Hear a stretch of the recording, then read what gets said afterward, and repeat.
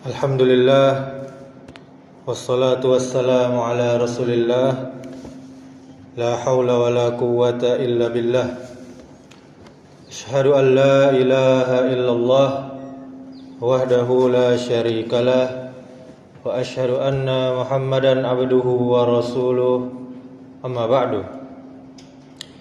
Alhamdulillah, kita bersyukur pada Allah Subhanahu wa taala atas segala nikmat.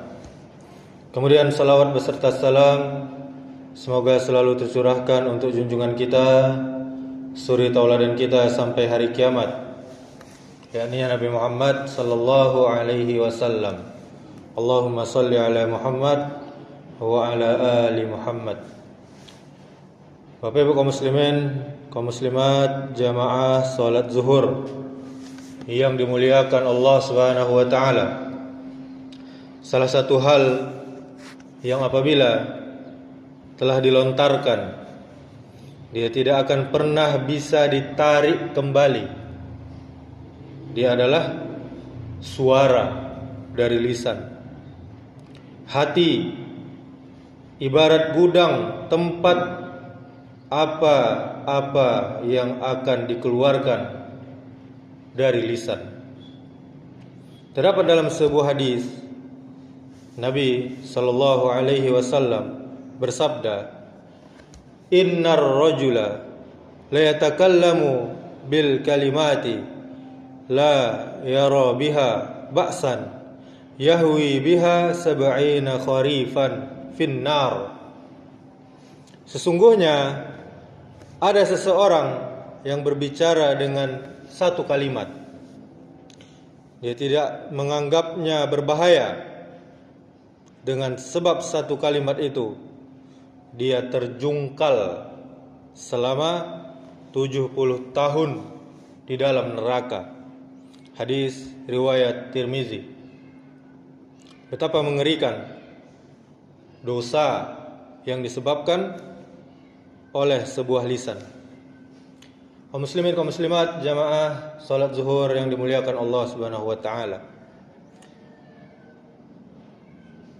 Barang siapa di antara kita yang sanggup bersabar ketika dicaci maki, ketika dihina, direndahkan, dipermalukan, dia akan dikelilingi oleh para malaikat.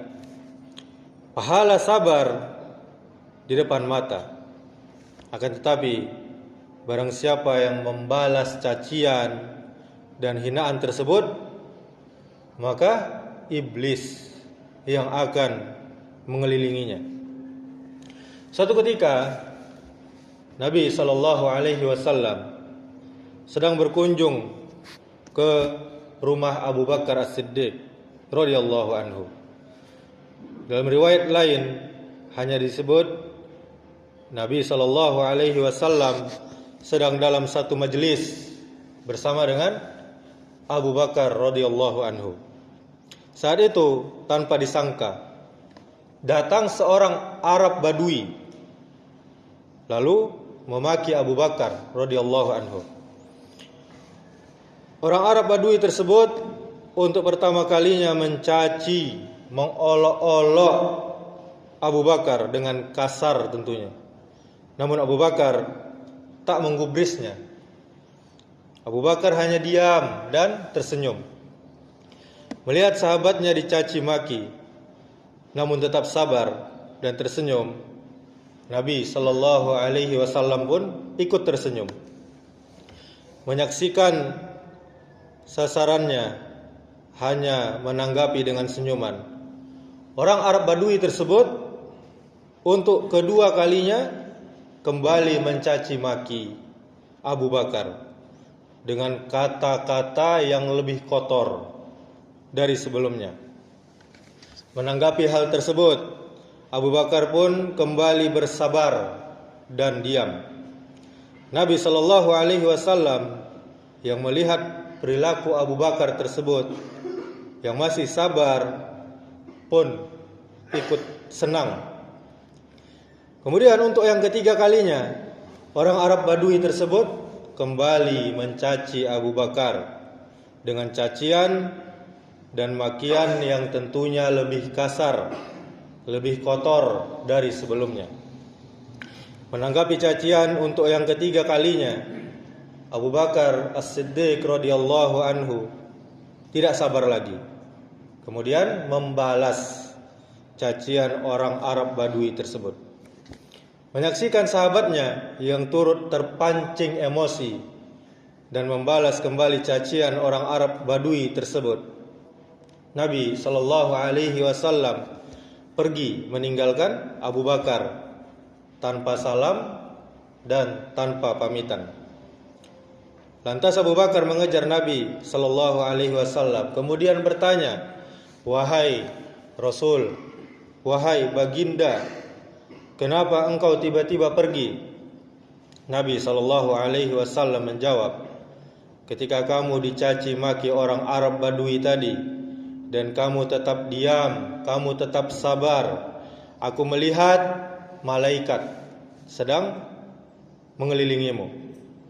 Ketika dicaci untuk yang kedua kalinya dan kamu juga masih sabar dan hanya membalas dengan diam, aku melihat jumlah malaikat yang datang mengelilingimu bertambah lebih banyak." Kemudian Nabi sallallahu alaihi wasallam melanjutkan, "Namun ketika dicaci, dimaki untuk yang ketiga kalinya dan kamu membalas cacian tersebut, aku melihat malaikat yang tadinya berkumpul mengelilingimu pergi meninggalkanmu dan digantikan oleh iblis-iblis yang datang mengelilingimu. Aku tidak bisa berkumpul dengan iblis. Oleh sebab itu, aku lebih memilih pergi meninggalkanmu." Hadis riwayat Abu Daud. Kaum muslimin, kaum muslimat, jamaah salat zuhur yang dimuliakan Allah Subhanahu wa taala. Mungkin kita semua sudah hafal atau minimal kita sering mendengar satu ayat surah pendek yang sering dibaca oleh imam dalam salat berjamaah, atau sering dibaca oleh anak-anak TPA di majelis-majelis pengajian. Allah Subhanahu wa taala berfirman dalam surah Al-Humazah ayat 1, "Wailul likulli humazatil lumazah." Celakalah bagi setiap pengumpat lagi pencela. Ibnu Abbas radhiyallahu anhu mengatakan bahwa lumazah artinya tukang menjatuhkan orang lain, lagi pencela. Kemudian Ar-Rabi' Ibnu Anas mengatakan bahwa al-humazah mengejek, menjelek-jelekkan di hadapan orang lain, sedangkan lumazah mengejek di belakang orang tersebut.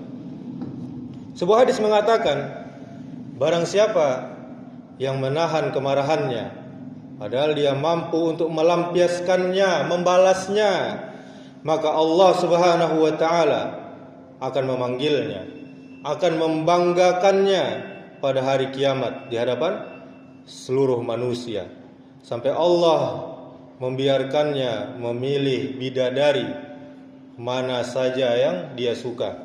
Hadis riwayat Abu Daud dan riwayat Tirmizi. Kaum muslimin, kaum muslimat, jamaah salat zuhur yang dimuliakan Allah Subhanahu wa taala. Lisan, mulut adalah nikmat yang besar sekaligus amanah yang berat. Dengan lisan seseorang bisa memperoleh pahala yang sangat berlimpah. Tetapi dengan lisan pula seseorang bisa terjerumus ke dalam dosa yang besar. Betapa banyak persaudaraan hancur, rumah tangga retak, bahkan permusuhan berkepanjangan hanya karena satu kalimat celaan, hinaan atau caci maki. Rasul kita sallallahu alaihi wasallam bersabda, mengajarkan kepada kita agar menjaga lisan. Man kana yu'minu billahi wal yaumil akhir falyakul khairan aw liyasmut. Barang siapa yang beriman kepada Allah dan hari akhir, hendaklah dia berkata yang baik. Kalau tidak bisa, maka diam. Hadis riwayat Bukhari dan Muslim. Demikianlah, semoga yang singkat ini bermanfaat untuk kita. Subhanakallahumma wa bihamdika asyhadu an la ilaha illa anta astaghfiruka wa atubu ilaik. Wassalamualaikum warahmatullahi wabarakatuh.